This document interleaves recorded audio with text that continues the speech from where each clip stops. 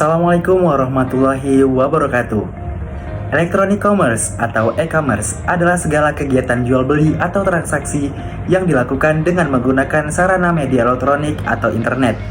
Dalam era digital yang terus berkembang, kebijakan-kebijakan memainkan peran kunci dalam mengatur dan memfasilitasi pertumbuhan sektor e-commerce di suatu negara. Untuk itu, kami dari kelompok 4 yang terdiri dari saya sendiri Seka Permadeni, Oki Triyono Aski, Akira Syafira Mulkia, dan Niken Marcelina Asi akan membandingkan bagaimana Indonesia dan Singapura memandang, merumuskan, dan mengimplementasikan kebijakan-kebijakan ini serta dampaknya terhadap industri e-commerce. Indonesia, fenomena e-commerce dikenal sejak tahun 1996 melalui kemunculan Sanur.com. Situs tersebut merupakan toko buku online pertama di Indonesia, menurut Mansur dan Gottlieb Tom tahun 2005. Kemudian, beberapa layanan e-commerce pun mulai bermunculan. Situs seperti Astaga.com, MandiriOnline.com, dan Satunet.com sempat populer. Namun, krisis moneter yang menimpa Indonesia sekitar tahun 1996 memperburuk kemajuan bisnis e-commerce. Belakangan ini, perkembangan e-commerce kembali menyita perhatian. Karena tingkat kunjungannya yang tinggi, jejaring sosial menjadi salah satu basis utama kegiatan e-commerce di Indonesia. Kementerian Perdagangan atau Kemendak memperkirakan nilai transaksi perdagangan digital atau e-commerce mencapai 533.000 triliun pada tahun 2023 dibandingkan tahun sebelumnya yang tercatat 476.000 triliun. Volume perdagangan melalui media elektronik di Indonesia yang kian meningkat bukannya tanpa kendala. Secara umum, terdapat 5 faktor lain yang menghambat keberlangsungan kegiatan e-commerce di Indonesia. Selain akses dan infrastruktur, yaitu kesadaran masyarakat, keamanan dalam bertransaksi, keterbatasan fasilitas internet banking, budaya atau kebiasaan Indonesia yang sulit atau yang belum terbiasa dengan pemanfaatan new media dalam bidang perdagangan, serta hambatan dari pihak penyedia e-commerce yang tidak sepenuhnya memiliki kredibilitas dan dapat dipercaya. Hambatan-hambatan tersebut seyogyanya dapat diatur melalui sebuah perangkat kebijakan yang memadai. Kebijakan ini akan mengutamakan dan melindungi kepentingan nasional, khususnya terhadap UMKM serta pelaku usaha pemula atau startup. Selain itu, juga mengupayakan peningkatan keahlian sumber daya manusia pelaku sistem perdagangan nasional berbasis elektronik atau e-commerce. Kebijakan ini akan menjadi acuan bagi pemerintah pusat dan pemerintah daerah, serta pemangku kepentingan lainnya dalam menetapkan atau menyesuaikan kebijakan sektoral dan rencana tindak lanjut pelaksanaan e-commerce pada bidang tugas masing-masing. Dalam Perpres tentang peta jalan e-commerce yang segera terbit ini, terdapat 8 aspek regulasi, yaitu 1. Pendanaan berupa ukur untuk tenan pengembangan platform, hibah untuk inkubator bisnis pendamping startup, dana USO untuk MKM digital dan startup e-commerce platform, angel capital, seed capital dari bapak angkat, crowdfunding, dan pembukaan DNI. Yang kedua, perpajakan dalam bentuk yang pertama, pengurangan pajak bagi investor lokal yang investasi di startup. Yang kedua, penyederhanaan izin atau prosedur perpajakan bagi startup e-commerce yang omsetnya di bawah 4,8 miliar per tahun, dan persamaan perlakuan perpajakan sesama pengusaha e-commerce. Yang ketiga, perlindungan konsumen melalui yang pertama, peraturan pemerintah tentang transaksi perdagangan melalui sistem elektronik. Yang kedua, harmonisasi regulasi. Yang ketiga, sistem pembayaran perdagangan dan pembelanjaan barang atau jasa pemerintah melalui e-commerce. Dan yang keempat, pengembangan National Payment Gateway secara bertahap. Yang keempat, pendidikan dan SDM terdiri dari yang pertama, kampanye kesadaran e-commerce. Yang kedua, inkubator nasional. Yang ketiga, kurikulum e-commerce. Dan yang terakhir, edukasi e-commerce kepada konsumen, pelaku, dan penegak hukum. Yang kelima, logistik melalui pertama, pemanfaatan sistem logistik nasional atau Sisloknas. Yang kedua, penguatan perusahaan kurir lokal atau nasional. Yang ketiga, pengembangan alih data logistik UMKM. Dan yang keempat, pengembangan logistik dari desa ke kota. Yang keenam, yaitu infrastruktur komunikasi melalui pembangunan jaringan broadband.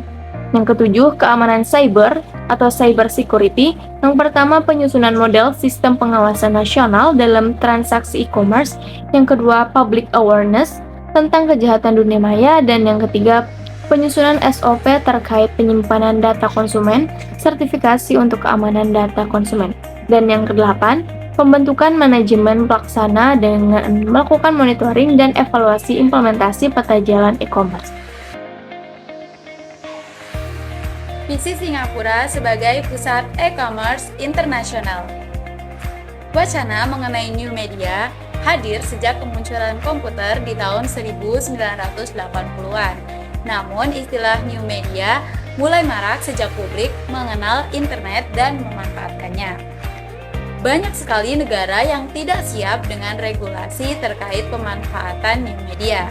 Singapura termasuk negara yang tanggap dengan perkembangan media baru tersebut. Menjadi pusat e-commerce internasional merupakan salah satu tujuan yang harus dicapai demi mewujudkan goal besar Singapura sebagai pusat produksi dan penggunaan IT global. Visi ini tidak dicanangkan secara serta-merta. Singapura telah menyiapkan strategi bahkan sejak kemunculan awal new media di tahun 1980. Pelaksanaannya terdiri atas 4 fase. Fase pertama, awal tahun 1980 sampai 1985 dengan terlebih dahulu mewujudkan sistem pemerintahan yang terkomputerisasi. Fase kedua dilaksanakan tahun 1986 sampai dengan 1990 dengan mengupayakan agar komputerisasi dan kemudahan akses informasi dapat dinikmati masyarakat nasional, sehingga di fase ketiga sepanjang 1990 sampai dengan 1999 Singapura dapat menjadi intelligent island dan pusat IT. Memasuki tahun 2000, Singapura mencapai fase keempat dengan membangun negaranya menjadi pusat IT global.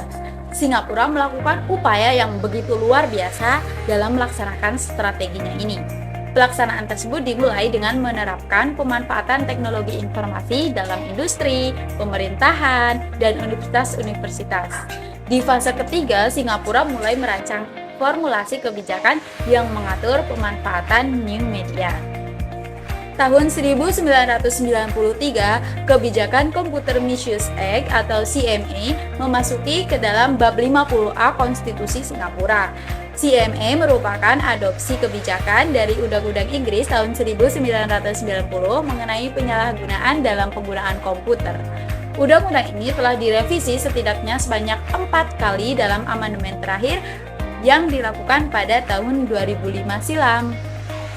Sementara itu, kebijakan yang secara khusus menyangkut kegiatan perdagangan melalui media elektronik telah mulai diperkenalkan tahun 1996 melalui e-commerce hotbed program.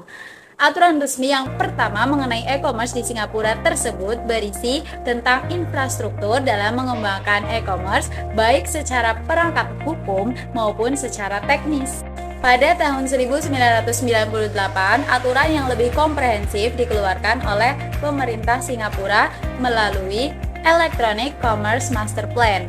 Visi Singapura sebagai pusat e-commerce internasional mulai dicanangkan dalam master plan tersebut.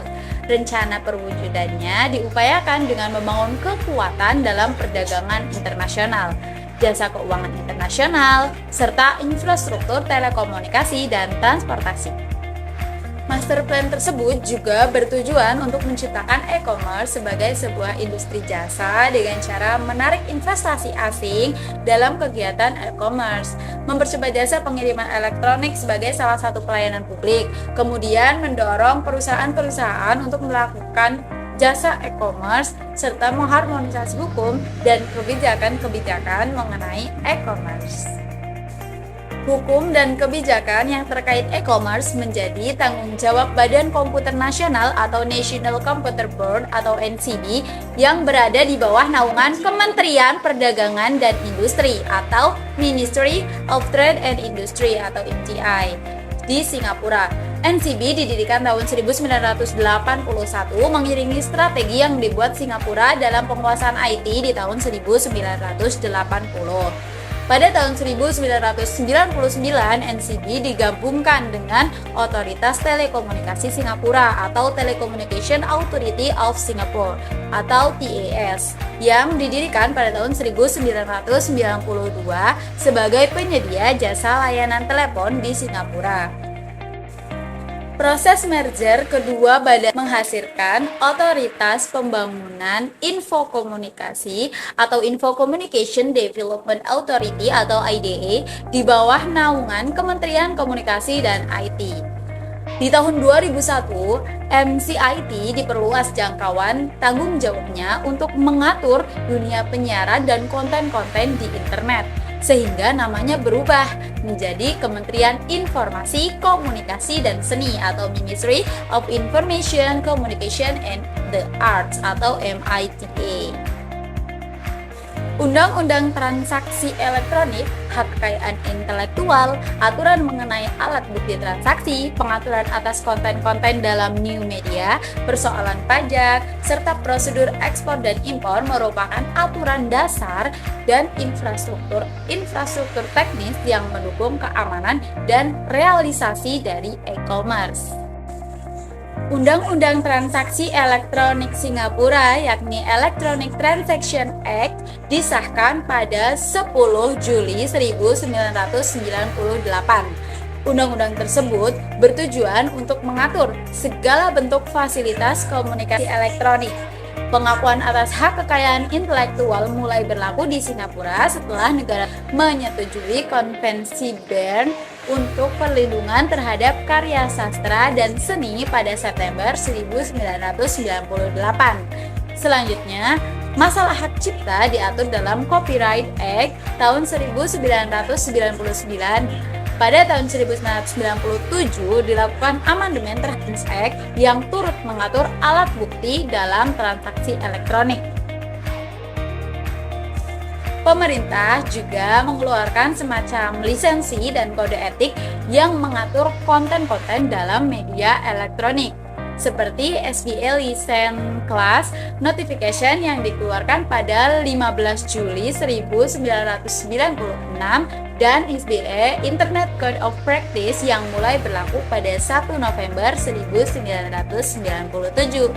Masalah pajak dalam kegiatan e-commerce turut diatur oleh Otoritas Perpajakan Dalam Negeri Singapura atau yang sering disebut dengan Island Revenue Authority of Singapore atau IRES. Sedangkan urusan ekspor dan impor ditangani oleh Badan Kemajuan Perdagangan atau Trade Development Board atau TDB Singapura.